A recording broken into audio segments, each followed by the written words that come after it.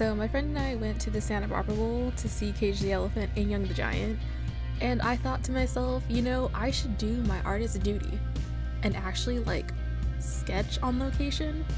If you don't have a lot of stamina, I definitely would recommend taking the shuttles so you don't die on a staircase. This is actually my first time at the Santa Barbara Bowl, and I was kind of impressed and I kind of loved it. Definitely way better than the Hollywood Bowl, and I will definitely be coming back. Here's some of the merch for anyone who's interested, because I know I'm always interested in merch. But anyway, the stairs, God. Here's me trying to show you what I brought and got through security, but instead of doing this, I just recorded a whole other video, so here it is. So the bag policy at the Santa Barbara Bowl is essentially that there's no bags. You can bring clutches though, as long as they're I think within 10 inches. But yeah, so that's what I did. I brought this just because I figured it fits everything that I need. This is what I brought. Essentially just two types of things. These markers and then this pen. And for the most part, my sketches are done in these markers. And then I do additional stuff like writing and everything if I want to add a little note or something. So for example, I wrote here and here, that's that pen. But these markers are my color twos or my colors. I'm not quite sure which it is to be honest. But yeah, I got them at this store. They have stationery stuff. So they had these markers and I just grabbed, they have more colors than this. I just grabbed whatever colors I thought I'd use and did that. This one, I want to say I got from Jet Pens, but I'm also not 100% sure. I'll have to figure that out and I'll let you know, but I love this pen. And yeah, that's all I brought with me. Essentially just this, mainly because that's what can fit in here.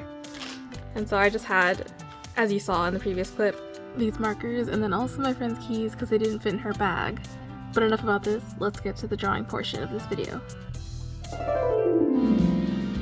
So this is our subject for today, just the main stage at the bowl.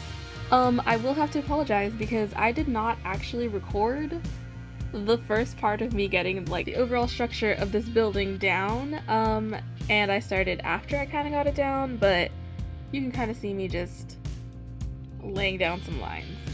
I should also apologize for my marker choice. I didn't really think about the fact that I was gonna be in the sun and I'm using a yellow marker and my paper is already bright ass white. So it was gonna be a little difficult to see. For now, I'll just let you guys watch the whole process, and I'll, I guess, jump in whenever I have something to say.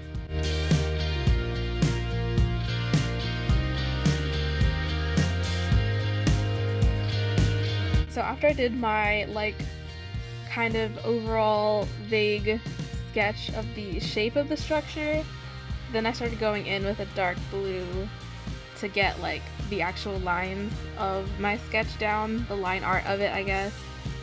And the way I'm going about it is I'm starting with the objects that are in the foreground, I guess. Essentially, the items closest to me, the items unobstructed by other things, are the ones that I am drawing, and then I draw the things behind that and move back in space.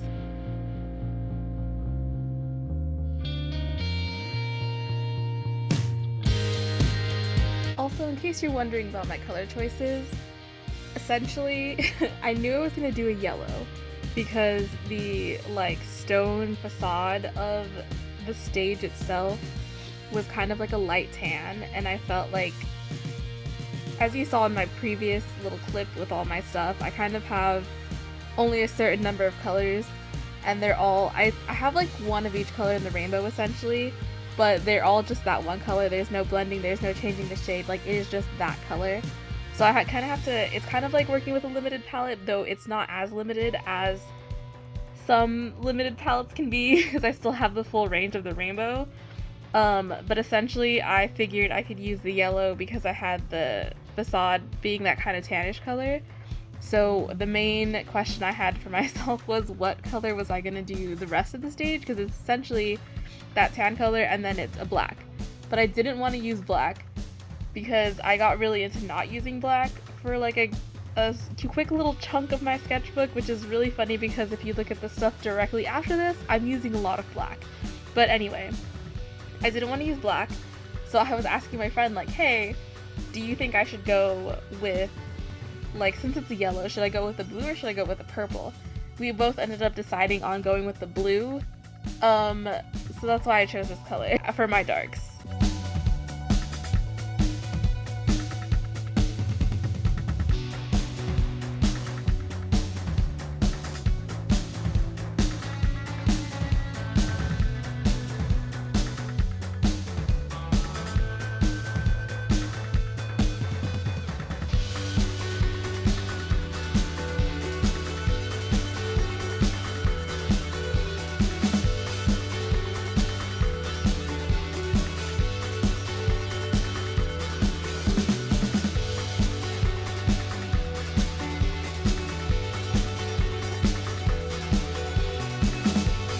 So this next part right here, I wanted to point out as sort of a little drawing tip that I'm sure you've heard from all your drawing instructors, which is to say to draw with your elbow instead of your wrist, because you'll get smoother lines that way.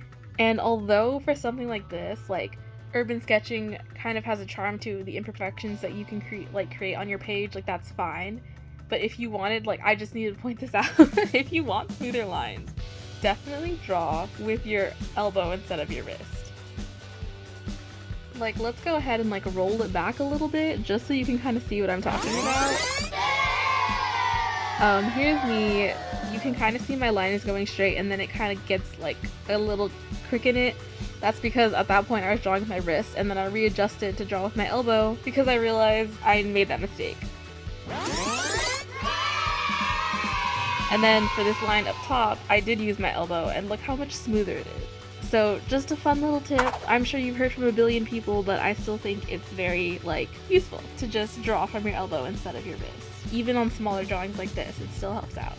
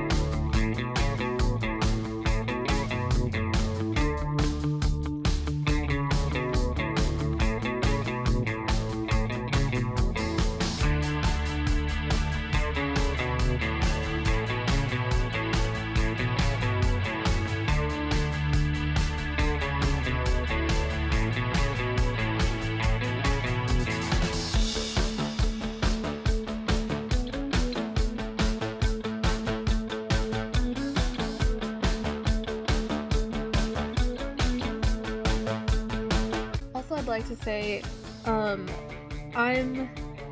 I do have kind of like an end product in mind when I'm sketching this. The reason I sketched the underlayer in that yellow is because I knew, like I said, the color of the actual facade, I wanted to be that yellow, and I knew I was going to be doing like I was going to color in that whole area in that color.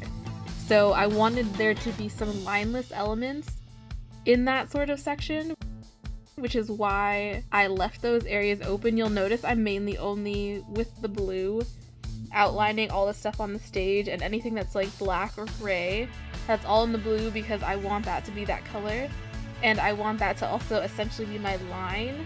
But there are some areas that I know for a fact, like before I started doing this, I wasn't going to use a line in, so I haven't used it and I'm not going in those areas with it. So that's why I took so long to decide on what color I wanted for the darker elements, if it was going to be blue or if it was going to be purple, even though it's kind of just like a for funsies, like just drawing what's in front of me. And that definitely does help when you're drawing. It makes you a little bit more confident in what you're doing, but you don't necessarily have to have something planned out. It could just be a sort of like whatever happens, happens situation.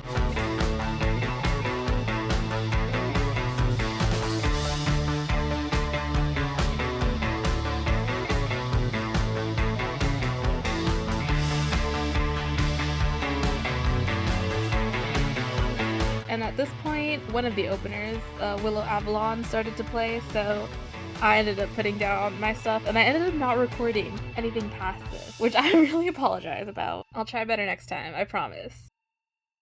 Here's a progress shot of after that first opener was done. This is about where I was with the sketch. Surprise guest, my friend's mild liner, which I used to do the shadows in the yellow. And here's the finished spread. Sort of. I still need to fill some spaces, but this is what the stage and sketch ended up looking like. I ended up using black for background, but not really filling any other things. Thanks for watching. I'm gonna try and do better at recording some other things that I do, so hopefully you'll stick around to see that.